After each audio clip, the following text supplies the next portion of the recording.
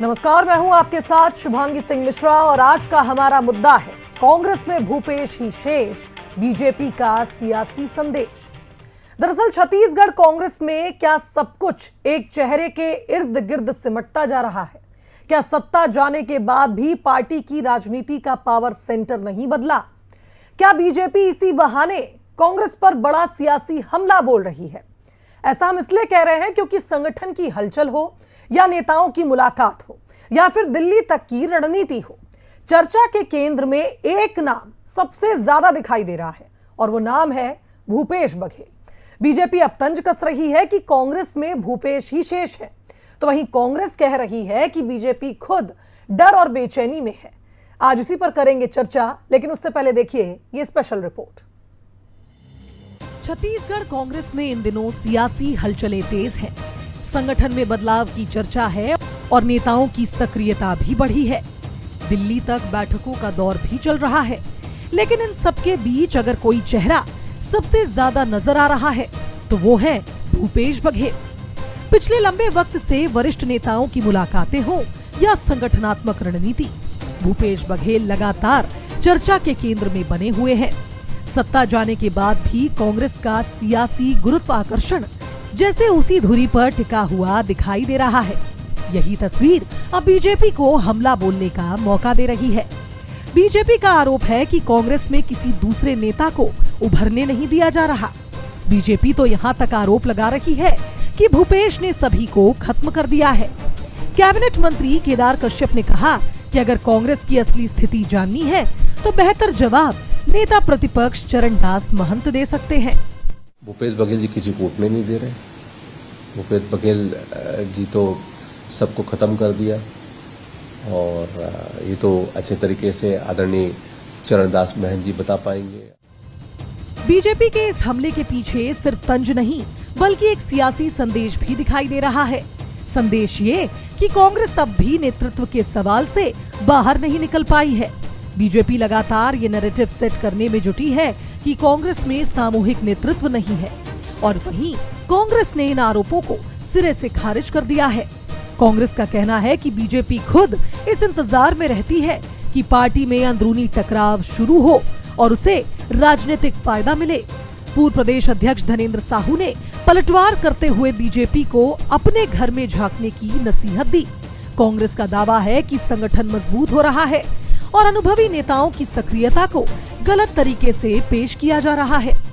Bharatiya Janata party को अपने भीतर देखना चाहिए। हमारी कांग्रेस की संगठन बहुत अच्छा काम कर रही है। कांग्रेस के सभी नेतागण हमारे एकजुटता से काम कर रहे हैं। कहीं किसी भी तरह से आज मतभेद नहीं है। सभी हमारे कांग्रेस नेता एक साथ मिल करके पार्टी की मजबूती के लिए कार्य कर रहे हैं और ये भारतीय जनता पार्टी रोज सपना देखती है कि कम हम लोग लड़ें और उनको फायदा हो। तो ये मुगालते में है। कहीं भी हमारे बीच में, हम लोगों के बीच में, कहीं हमारे कांग्रेस के नेताओं के बीच में कहीं कोई आपस में लड़ाई नहीं है।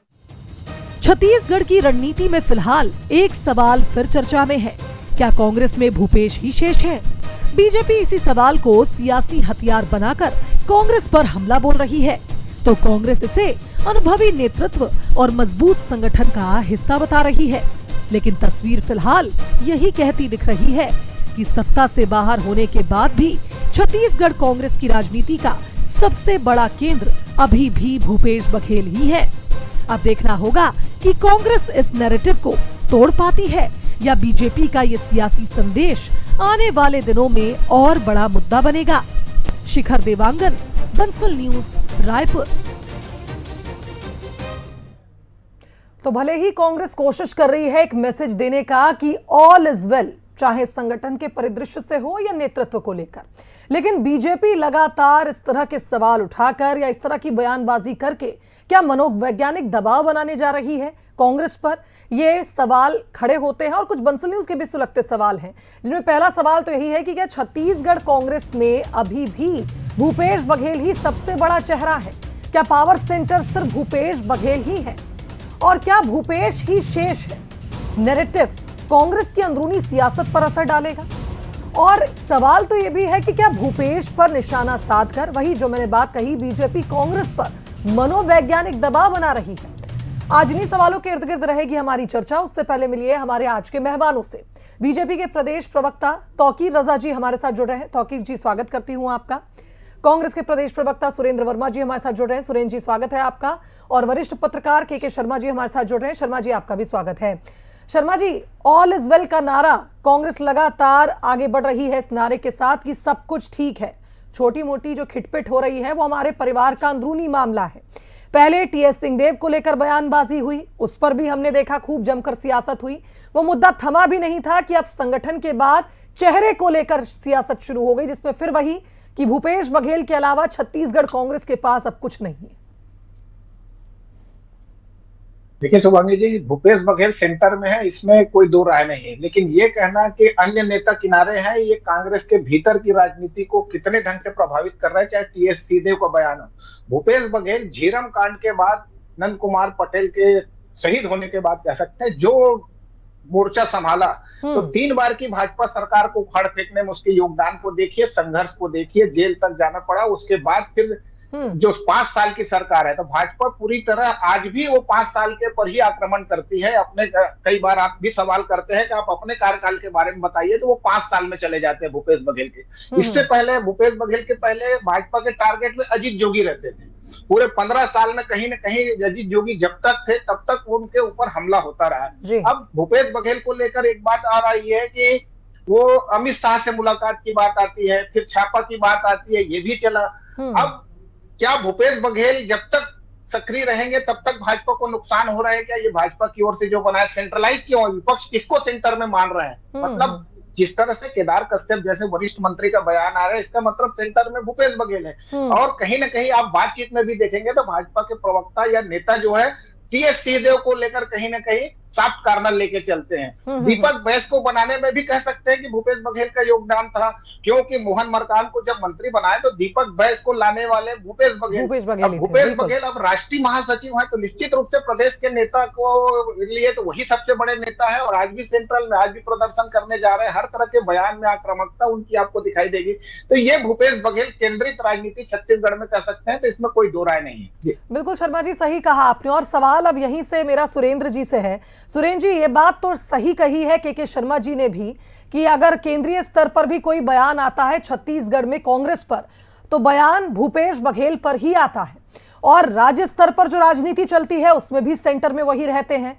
तो क्या इस तरह की बातें जो लगातार आपकी पार्टी के लिए आती हैं, ये माना जाए कि इर्द गिर्द वही जो हमने कहा एक धुरी है जिसके इर्द गिर्द अभी भी छत्तीसगढ़ कांग्रेस घूम रही है, यानी भूपेश बघेल के अलावा एक मजबूत चेहरा अभी भी पार्टी के पास नहीं है?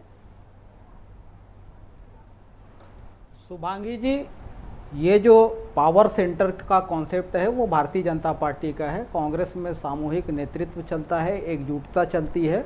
भूपेश बघेल से डर और जो बेचैनी है भाजपा नेताओं में, भाजपा नेताओं के तमाम बयानों में लगातार उजागर होते हैं। 2023 का विधानसभा चुनाव था, आपको याद होगा, भाजपा के जो तत्कालीन प्रभारी थे उन्होंने भी स्वीकार किया था मीडिया के सामने कि भूपेश बघेल जी के कद का कोई नेता नहीं है।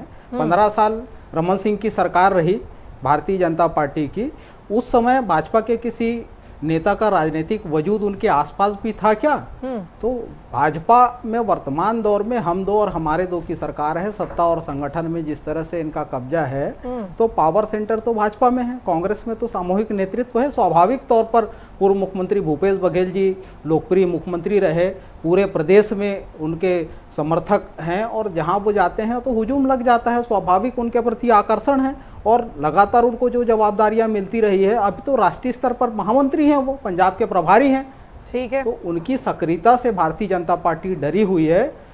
केदार कश्यप जी जो बयान दे रहे हैं वो बताएं कि विक्रम उसेंडी जी तो उसी स्तर के हैं, उनसे वरिष्ठ हैं, लता उसेंडी जी का अनुभव है, लेकिन उनका क्या स्थिति है वर्तमान राजनीति में? भाजपा में बृजमोहन अग्रवाल जी सबसे वरिष्ठ विधायक थे, सांसद बन गए हैं, कितनी उपेक्षा हो रही है? 2 बयान मैं आपको कोट करना चाहूँगा। अभी ऑडियो वायरल हो रहा था रेणुका सिंह जी का, जो भारतीय जनता पार्टी की वरिष्ठ नेत्री हैं, वो खुद स्वीकार कर रही हैं कि ये सरकार लोकप्रिय हो चुकी है और कांग्रेस की सरकार आएगी। भूपेश बघेल जी की लोकप्रियता को लोग याद कर रहे हैं। हाल ही में सबसे वरिष्ठ नेता हैं भाजपा के ननकीराम कंवर जी, उन्होंने ये कहा था कल भी हम सुरेंद्र जी जब हम संगठन के मुद्दे पर बैठे थे, सीटें नहीं जीतेगी, 5 विधायक टीएस बाबा के बयान को लेकर जब हम कल चर्चा में बैठे थे, डिबेट में बैठे थे, तो फिर ये रेणुका वाला जो विधायक रेणुका वाला जो ऑडियो है उसको लेकर काफी चर्चा हुई, काफी बहसबाजी हो गई थी। इसलिए आज इस बात को मैं आगे नहीं बढ़ाना चाहूंगी। तौकीर रजा जी हमारे साथ मौजूद हैं।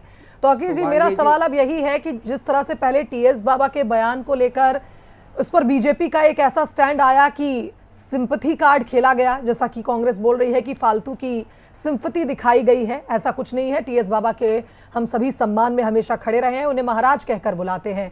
और अब भूपेश बघेल जी पर जिस तरह से सवाल खड़े हो रहे हैं, सवाल अगर आप खड़े कर रहे हैं या कुछ दावा भी अगर हो रहा है तो कुछ उदाहरण तो होगा, क्योंकि कांग्रेस खुद से तो मानने को तैयार ही नहीं है कि संगठन में कुछ गड़बड़ी है या नेतृत्व को लेकर वहां पर कोई ऐसी पैनिक सिचुएशन है। तो कुछ तो उदाहरण होंगे आपके पास, जरा बताइए आज।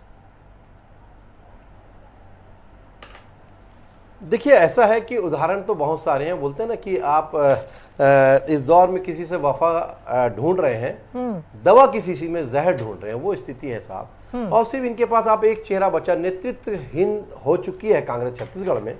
इसके कारण से सिर्फ भूपेश बघेल जी के इर्द गिर्द ढूंढ रहे हैं, क्योंकि उन्होंने जितने भी चेहरे थे वो सबको दबा के खत्म कर दिया। और आपने देखा होगा कि जब 2.5 साल के मुख्यमंत्री काल का मामला हुआ था, टीएस बाबा के साथ वचन हुआ था, और ये हम नहीं कहते, टीएस बाबा ने सबके सार्वजनिक रूप से मीडिया प्रेस कॉन्फ्रेंस में बाकायदा बोला इस बात को और माना है। तो ये क्या था, मतलब या तो टीएस बाबा झूठ बोल रहे हैं या आप झूठ बोल रहे हैं, तो कहीं ना कहीं गुटबाजी भी थी। और उसको अपने आप को बढ़ाने के लिए जिस प्रकार से वो ऐसे बयान दे देते हैं जो अपने आप को वायरल करने के लिए हो, तो ये क्या दिखाता है। आज आप राष्ट्रीय महासचिव हो, उसके बाद भी आप प्रदेश नेतृत्व में प्रदेश अध्यक्ष है उसकी कोई कदर नहीं करते।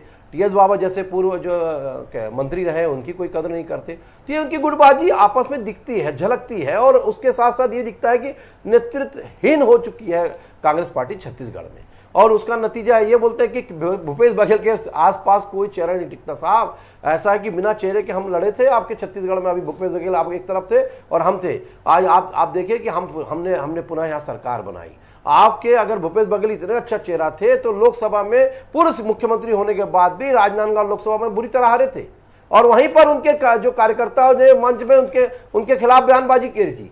तो ये दिखता है साहब कि स्थिति क्या हो चुकी है। खैर, ये इनका आंतरिक मामला है, लेकिन जब अगर कोई प्रश्न करेगा तो उसका जवाब तो बिल्कुल कहीं ना कहीं हमको देना पड़ेगा। हमसे प्रश्न करा जा रहा है तो हम उसका जवाब दे रहे हैं। मुद्दा ये है कि, और जिस प्रकार से हमारे सुरेंद्र भाई बोले कि चेहरा नहीं है उनके सामने, कोई कद नहीं होता। अरे साहब, हमारे यहाँ तो बड़े बड़े चेहरे अभी तक, लेकिन एक तौकीर जी, एक आरोप लगातार लगाए जा रहे हैं विपक्ष की ओर से, वो ये है कि जब टीएस बाबा कुछ कहते हैं बीजेपी इतना हाईलाइट क्यों कर देती है।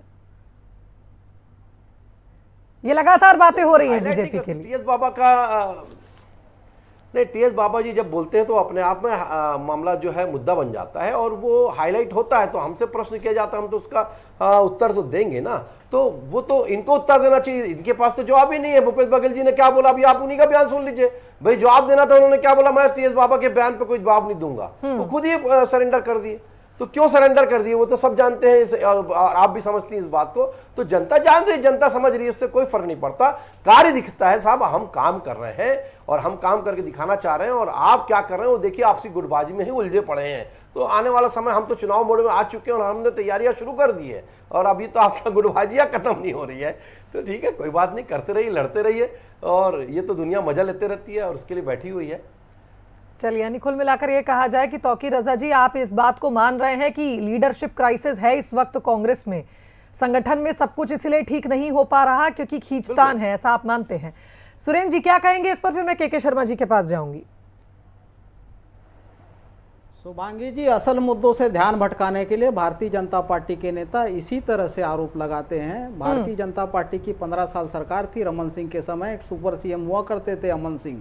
2.5 साल का फार्मूला माननीय टीएस सिंहदेव जी ने स्पष्ट तौर पर कहा कि उन्होंने कभी दावा नहीं किया था ये भारतीय जनता पार्टी के उपज है मीडिया के माध्यम से। वीडियो है, ये इस तरह सुन लीजिए, 2.5 साल में तो धर्मलाल कौशिक नेता प्रतिपक्ष से भगा दिए गए थे। छत्तीसगढ़ के इतिहास में पहली बार कोई नेता प्रतिपक्ष बदला, वो धर्मलाल कौशिक था। सुन लीजिए, कब किसको क्या जिम्मेदारी मिलेगी ये हमारा संगठन तय करता है। इसमें भाजपा को चिंता करने की जरूरत नहीं है। ये अडानी के मुनाफे के लिए काम करने वाले लोग कांग्रेस संगठन पर आरोप न लगाएं।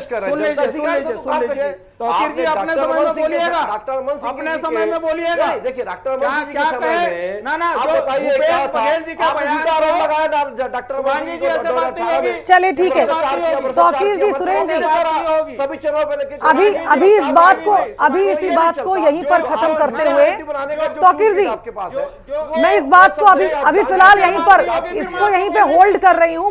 मैं सुरेंद्र जी से एक सवाल करना चाह रही हूँ। स्पष्ट कर दूं ना मैं अपनी बात स्पष्ट कर दूं, जो मिसकोट किया जा रहा है। जी बोलिए। बघेल जी ने यह कहा कि प्रदेश अध्यक्ष और नेता प्रतिपक्ष जो शीर्ष नेतृत्व है उनका अधिकार क्षेत्र है, उस पर टिप्पणी नहीं करूंगा। जो विधानसभा के भीतर विधायक दल का नेतृत्व करते हैं वो सीएलपी होते हैं, नेता प्रतिपक्ष होते हैं। जो प्रदेश में संगठन का नेतृत्व करता है दीपक बैज जी हमारे संगठन के नीचे हैं। तो कौन किसको वो बात बिल्कुल सही उन्होंने कही है कि हाईकमान तय करता है कि कौन नेता प्रतिपक्ष बनेगा, कौन प्रदेश अध्यक्ष बनेगा।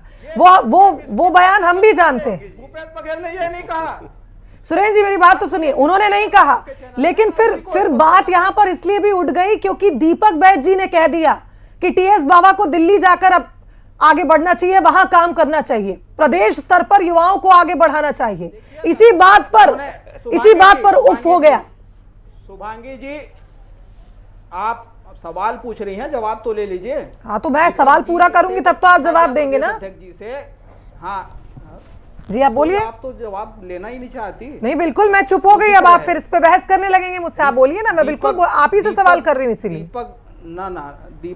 दीपक बैज जी से यह सवाल किया गया टीएस सिंहदेव जी के संदर्भ में। उन्होंने स्पष्ट तौर पर कहा वो हमारे वरिष्ठ नेता हैं, वो डिप्टी सीएम रहे हैं और लगातार जो है पिछले कई चुनाव में आप देख लीजिए राष्ट्रीय स्तर पर जिम्मेदारी मिल रही है। अभी जो 5 राज्य में चुनाव हुए, 2 राज्य में महत्वपूर्ण जिम्मेदारी मिली, ऑब्जर्वर बनाए गए थे तमिलनाडु और पौंडीचेरी जैसे राज्यों में। तो लगातार उनको शीर्ष नेतृत्व बड़ी जिम्मेदारी राष्ट्रीय स्तर पर दे रही है। तो उसी संदर्भ में उन्होंने कहा, उन्होंने किसी नेता को भाजपा की तरह दौरा करने से मना नहीं किया गया। जैसा रामविचार नेताम का बयान आपने सुना, ननकीराम कंवर का बयान आपने सुना कि अभी चुनाव हो जाए तो भाजपा को 5 सीट नहीं मिलेगी, 5 विधायक नहीं जीतेंगे। रेणुका सिंह का बयान आपने कल उस पर आपने चर्चा भी करवाई। तो ये भारतीय जनता पार्टी असल मुद्दों से ध्यान भटकाने के लिए इस प्रकार से कांग्रेस संगठन पर आरोप लगाती है।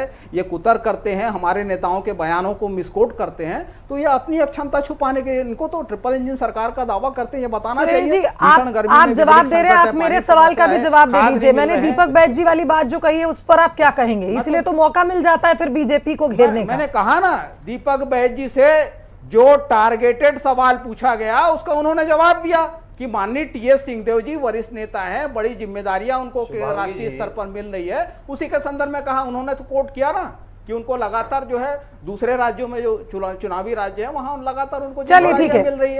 वो डिप्टी सीएम रहे हमारे प्रदेश के वरिष्ठ नेता हैं। ठीक है सुरेंद्र जी। नहीं, एक बात बताए जी, एक बात बताइए सुरेंद्र जी की बड़ी बात को मैं यहाँ जरूर ठोकूंगा कि ये बता रहे हैं कि टारगेटेड सवाल, पत्रकार टारगेटेड सवाल करते कब से लगे साहब? भाजपा का सवाल पूछने बोल रहे हैं आप, इल्जाम लगा रहे सूदो सीधा। अरे भाई उन्होंने सवाल पूछा है, अरे टारगेट का मतलब वही हुआ। अरे भाई आप क्या कहना चाह रहे हैं कि पत्रकार क्या भारतीय जनता पार्टी को? पत्रकार कभी किसी के नहीं होते भाई। मैं आपका जवाब दे रहा हूँ, भाई सुन लो भाई, थोड़ा धैर्य रख के सुनना सीखो। नहीं अब आप बीच में बोल रहे हैं। देखो अब ऐसा है कि पहले बात को समझना चाहिए। आपने बोला टारगेटेड सवाल, टारगेट सवाल का मतलब क्या हुआ? अरे भाई सवाल पूछा है, उनका जवाब, मेरे से कोई सवाल पूछेगा तो टारगेट सवाल बोल दूंगा क्या? अरे भाई सवाल पूछेगा तो मैं उसका जवाब तो दूंगा किसी भाई पत्रकार को। तो आपको जवाब कैसे दे रहे हैं? अरे आप तो बोल रहे एक तरफ बोल रहे हैं कि टीएस बाबा को दिल्ली जाके बैठना चाहिए, दूसरी बार जब पूछा जाता है तो आप ये बोलते हैं कि टीएस बाबा के बारे में बात नहीं करूंगा। तो ये दोहरा चरित्र तो जो दिखाता है साफ साफ कि झूठा नैरेटिव कौन पेश कर रहा है साहब? आप ही लोग कर रहे हैं। तो ये हमको उसमें नहीं जाना है। लेकिन अब आप बात कर रहे हैं कि रेणुका सिंह जी के बारे में बात करें, मैं यहाँ जवाब दे दूं, एफआईआर हो चुकी है, एआई की जनरेटेड है और उसके पीछे भी कहीं ना कहीं आपके एआई के द्वारा जो है। चलिए इस बहस का कोई अर्थ नहीं निकलता है और ना जनता कुछ सुन पाती है। तौकीर जी, सुरेंद्र जी, मैं आपको रोकना चाहूंगी। के शर्मा जी, मेरा आपसे अगला सवाल है। आपने देखा जिस तरह से संगठन को लेकर, जो मेरा पहला सवाल था, संगठन और नेतृत्व को लेकर लगातार कांग्रेस सवालों के घेरे में आ ही जाती है। जिन बयानों का मैंने जिक्र किया टीएस बाबा से जुड़ी, जो वो पूरा घटनाक्रम हुआ, उसमें निश्चित तौर पर संगठन की कमजोरी एक बार फिर हाईलाइट हुई और बीजेपी को मौका भी मिला इसलिए सवाल खड़े होने का, करने का, कि क्या फिर से अलग अलग पावर सेंटर्स के कारण इस तरह की दिक्कत हो रही है। और ये जो इंटरनल कॉन्फ्लिक्ट्स, जिन्हें हम अंतरकलह कहते हैं, समय समय पर कांग्रेस की ओर से कुछ बयानबाजी हो जाती है, कुछ घटनाक्रम हो जाते हैं, ये खुलकर बाहर आ जाता है। इससे सबसे ज्यादा नुकसान किसको है?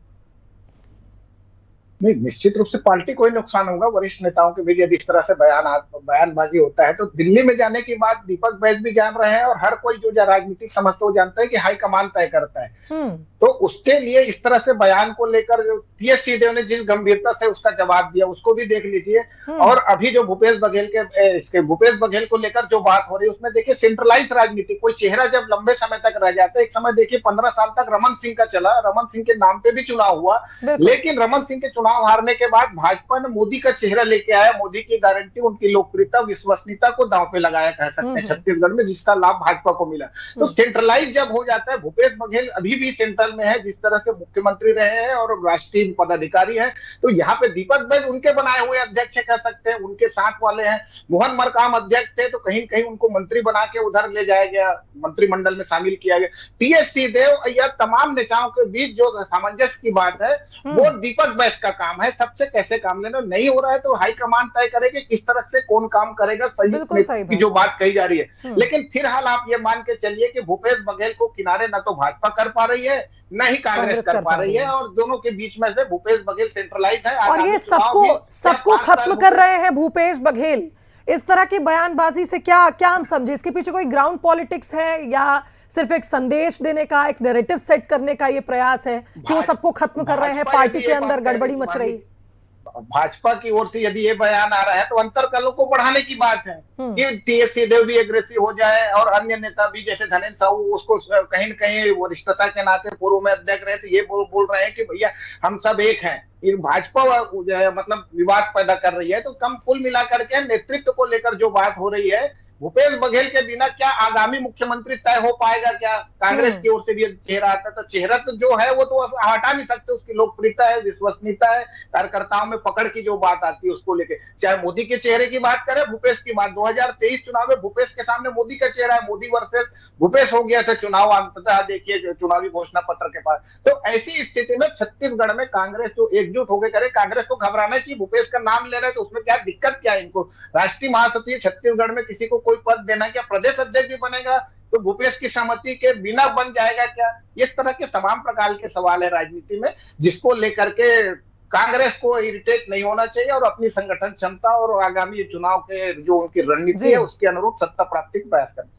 बिल्कुल सही बात आपने कही है। और जिस तरह की बातें लगातार होती आई हैं, कांग्रेस जिस तरह से संगठन पर इस वक्त काम कर रही है, फिर बात तौकीर रजा जी ये भी सामने आ रही है कि चूंकि जो काम आज तक बीजेपी ने किया है, माइक्रो लेवल मैनेजमेंट, बूथ से मजबूती लेना और उसके बाद चुनावों में जीत हासिल करना, तो लगातार कांग्रेस की ओर से ऐसी बयानबाजी भी आए दिन देखने को मिलती है कि अब चूंकि संगठन को मजबूत करने की राह पर कांग्रेस भी है, तो बीजेपी को हो सकता है इनसिक्योरिटी हो रही हो, इसलिए इस तरह की बयानबाजियों का मजा भी उठाती है बीजेपी और उन्हें हाईलाइट भी करती है।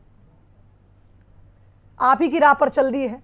नहीं, देखिए ऐसा है कि हम तो हमारी राह पे कांग्रेस जो चल रही कोशिश कर रही है संगठन की, वो तो दिख ही रहा है कि जो बूथ मैनेजमेंट हो, चाहे मंडल स्तर पे अपने पदाधिकारी बनाना हो तो वो, या पन्ना प्रमुख बनाना हो, तो ये कांग्रेस ने हमारी जो है पॉलिसी को अडॉप्ट करने की कोशिश करी है। ठीक है, अच्छी बात है, लेकिन अडॉप्ट करने के लिए बोलते हैं ना, नकल में भी अकल लगना चाहिए। तो वो इसलिए नहीं हो सकता क्योंकि हमारे यहाँ जो है डिसिप्लिन जो जिस प्रकार से चलता है, कैडर बेस जो हमारी पार्टी है, वो तो इनके यहाँ कभी नहीं हो सकता, ये आप भी जानते हैं। तो सबसे पहले वो प्राथमिकता होना आवश्यक है। तो उसके अलावा दूसरा, हमने जो काम किया, अभी आपने भी देखा कि इन इतने वर्षों का जो नासूर था नक्सलवाद का, हमने वो कर दिखाया, खत्म कर दिखाया। और एक टारगेट हमने दिया था माननीय केंद्रीय मंत्री, केंद्रीय गृह मंत्री अमित शाह जी ने भी, और हमारे विजय शर्मा जी और माननीय विष्णु सर जी ने, सरकार ने पूरी इसके ऊपर गंभीरता से काम किया और आज उसका नतीजा है। तो ये दिखता है कि हम जो बोलते हैं वो कर दिखाते हैं, हमारे वादों में दम होता है और जनता भी इस बात को समझ रही है। आप तो हमेशा झूठा नैरेटिव करते रहे, टूल किट के थ्रू झूठा प्रचार प्रसार करते रहे, ये सब दुनिया जनता जानने लगी है और सब जानते हैं। तो हमने काम किया है और हम काम करके दिखाते हैं और आने वाले समय में भी हम एक विजन लेके चल रहे हैं विकास का। जैसे माननीय विष्णुदेव साई जी ने एक विजन रखा है कि 2047 विकसित छत्तीसगढ़ की जो परिकल्पना उन्होंने किया और उसकी ओर बढ़ते हुए कदम की ओर आज जो है जो शासन त्योहार मनाते हुए बिल्कुल अचानक सब जगह पहुंच के जो है जनता की समस्या का निराकरण करते हुए आगे बढ़ रहे हैं। इसके पहले भी जितने पिछली बार भी जब आपने देखा होगा कि जितने आवेदन हुए थे उसमें से 95% आवेदन जो है साल हो चुके हैं। कुछ जो गंभीर समस्या थी जो बची हुई थी कानूनी पछड़ों में थी उसको भी जो है निराकरण करते हुए आगे बढ़ रहे हैं। तो ये जनता के विश्वास को पे खरा उतरते हुए ही तो विष्णुदेव साई जी आगे बढ़ रहे हैं। उसका नतीजा हुआ कि ट्रिपल इंजन की सरकार भी बन गई जो है नगर निगम और नगर पालिका पंचायत में। तो ये इसी कारण से हुआ ना, क्योंकि हमने जो कहा वो कर दिखाया। हमने जो विकास की गाथा की बात करते हैं हम उस पर बढ़ते हुए आगे बढ़ते हैं, हम जो कहते हैं वो करते हैं। हमारा इस प्रकार से नहीं चलता। चलिए एक लास्ट रिएक्शन में सुरेंद्र जी से लूंगी, झूठा नैरेटिव क्योंकि आप कह रहे हैं नकल के लिए भी अक्ल की जरूरत है। सत्य पर आधारित राजनीति करते हैं और राजनीति सूचिता की काम बात करते हैं और राजनीति सूचिता की राजनीति करते हैं। चलिए ठीक है। सुरेंद्र जी क्या कहेंगे? नकल के लिए अक्ल की जरूरत है, तौकीर रजा जी कह रहे हैं। शुभांगी जी, किसी भी राजनीतिक संगठन में आंतरिक लोकतंत्र होना चाहिए, संवाद होना चाहिए, लेकिन भारतीय जनता पार्टी पूंजीवादी पार्टी है, अधिनायकवादी पार्टी है। आज रमेश बैस जी की क्या स्थिति है? पुन्नूलाल मोहले जैसे वरिष्ठ अनुसूचित जाति के नेता दूध में पड़ी मक्खी की तरह निकाल फेंक दिए गए। तो जनाधार वाले नेता और कार्यकर्ताओं के हक का गला घोटना, उनकी उपेक्षा करना, यह भाजपा की संस्कृति है। केवल अडानी के मुनाफे के लिए काम करने वाली सरकार है। समय में अभनपुर के विधायक साहू जी को कैसे किनारे कर दिया गया था भूपेश बघेल की सरकार में वरिष्ठ नेता रहे, तब कहां थे इनके नियम कायदे? कब ये कहा कि सत्यनारायण शर्मा को उठा के किनारे भेज दिया गया था? तब इनके नियम कायदे कहां थे? और ब्राह्मणवाद के विरोध में भूपेश बघेल जी हमेशा रहे। तो ये कौन सी बातें करते हैं? तो ये दोहरा चरित्र आपका है। आप किधर चिल्लाइए भाई, चलिए चिल्लाने से कुछ नहीं होता, काम करना होता है। तौकीर जी उन्हें सुन लेने दीजिए मुझे। आप ही के सवाल का जवाब मैं नहीं। आपके समय में परमिशन दी गई हर जगह पे, तो आप तो ऐसा है कि कोयला घोटाला सारे घोटाले आप करते हैं। किस प्रकार से ऐसा है दिलाली 32 से आप। चलिए कुल मिलाकर ये कहा जाए, कांग्रेस में अगर वन मैन कंट्रोल है तो क्या ये एक इनसिक्योरिटी भी है भारतीय जनता पार्टी के लिए? क्योंकि इर्द गिर्द पूरी सियासत अगर हम देखें छत्तीसगढ़ की तो कांग्रेस में सिर्फ एक ही नाम सुनाई देता है, वो है भूपेश बघेल। लेकिन अब देखना होगा कि जिस तरह से राजनीतिक मतभेद और जो बयानबाजी चल रही है इसका अंत कहां जाकर होता है। बहुत शुक्रिया आप तीनों मेहमानों का हमारे साथ जुड़ने के लिए, आज का मुद्दा में हमारे साथ जुड़कर अपना पक्ष रखने के लिए। इसी के साथ आज का मुद्दा में फिलहाल इतना ही। दीजिए इजाजत, नमस्कार।